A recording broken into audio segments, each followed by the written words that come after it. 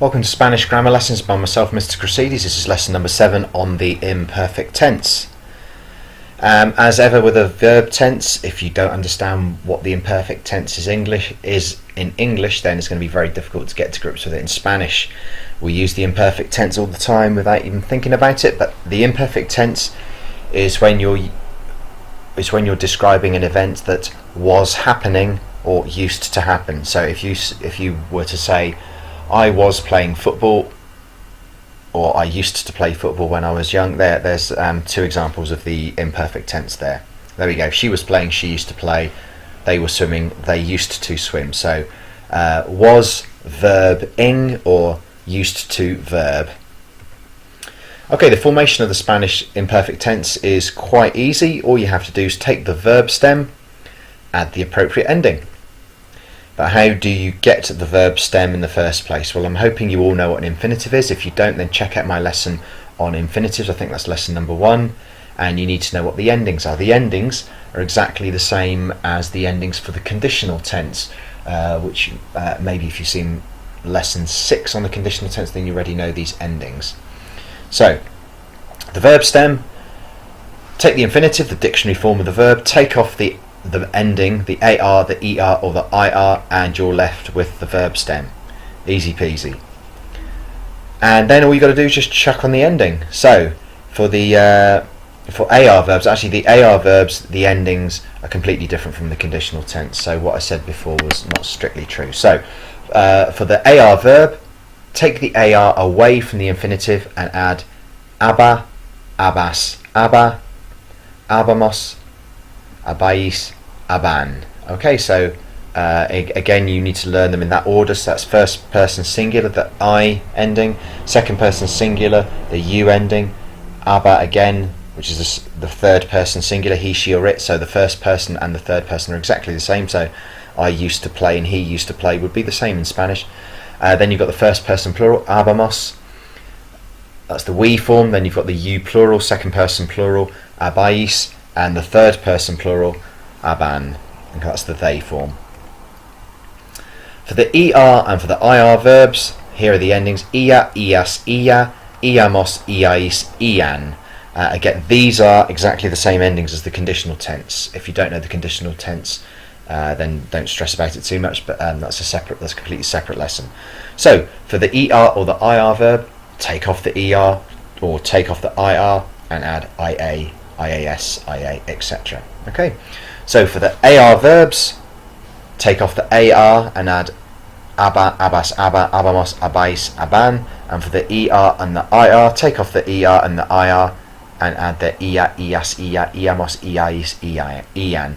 So it's really important that you learn these two sets of endings and just choose a verb at random. So for example, can you decline the verb to listen in the imperfect tense? So, take the infinitive escuchar, take off the AR, escuchaba, escuchabas, escuchaba, escuchábamos, escuchabais, escuchaban.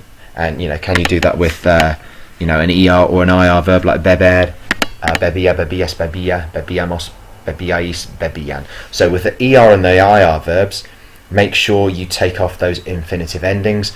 If you add if you add these ia, ias, ia onto the infinitive, then you've got the conditional tense. So comía means that's the imperfect tense. I was eating or I used to eat. But if you say comer, so the infinitive comer, to eat. But if you say comería, same ending, but you've added it onto the infinitive. Comería, comerías, comería. That's the conditional, which is I would eat, you would eat, he would eat.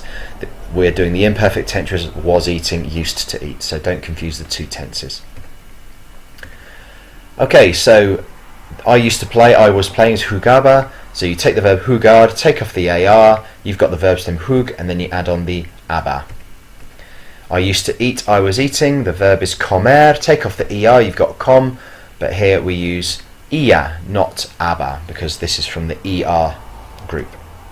So just if you want to press pause, just see if you can translate these in your head to check you've got a good understanding of the imperfect tense.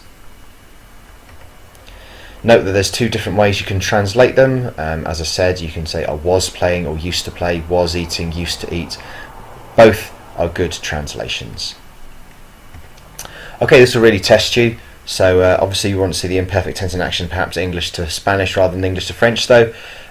So off you go, press pause, grab a bit of paper and see if you can translate these ones.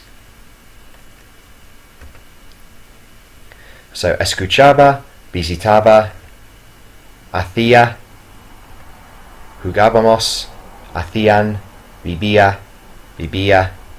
Notice, tried to trick you there. She used to live, she was living. Both imperfects, exactly the same in Spanish. Ganaban, compraba, bailaba, jugabais, compraban, sacaba fotos, and preferían. So, you know, the only thing that's going to catch you out is, was it an AR verb, was it an ER or an IR verb? Remember that AR verb is a different set of endings from the IR and the ER verb. There's a few irregular ones. So ser and estar, the verb to be. So ser becomes era, eras, era, éramos, erais, eran, and the imperfect tense of estar basically is exactly the same as a regular AR verb. So again, if it's the imperfect tense of to be, it could be translated as I was being or I used to be, but probably the best way in English is to translate it as I was. I was, you were, he was, we were, you were, they were, rather than we were being, we used to be. It's just a bit neater. And similarly with the verb tener, it's declined in a regular way. It strictly would be I was having or I used to have, but maybe it's better in English just to translate it as I had. Poder is another one, again completely regular. The verb means to be able to or can, so a strict way of translating it would be I was being able to. Doesn't really sound very good English though. And I used to be able to. Yeah, maybe that might make sense sometime, but perhaps a better way to translate it just with the word could. When I was young, I could run for 15 minutes, rather than when I was young, I used to be able to. I don't know, depends what you want to say, but when I was young, I was being able to run for 20 minutes. Just doesn't make any sense at all, does it? So recap: to say that you or somebody else used to do something, or that you were doing something, we would use the imperfect tense in Spanish, because that's the imperfect tense in English there. To form the imperfect tense, you need to know how to form the verb stem. The verb stem, take off the AR, the ER or the IR from the infinitive.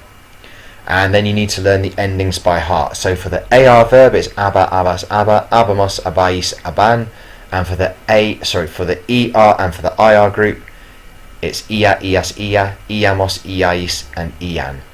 And remember that, if you like, that those ia, ias, ia endings, they are exactly the same as the conditional tense endings. So make sure you don't accidentally confuse the conditional and the imperfect tense. Again, you might want to refer to the conditional tense lesson so that you don't get the two confused. Okay, well, good luck with the imperfect tense, and that's all from me. Thank you.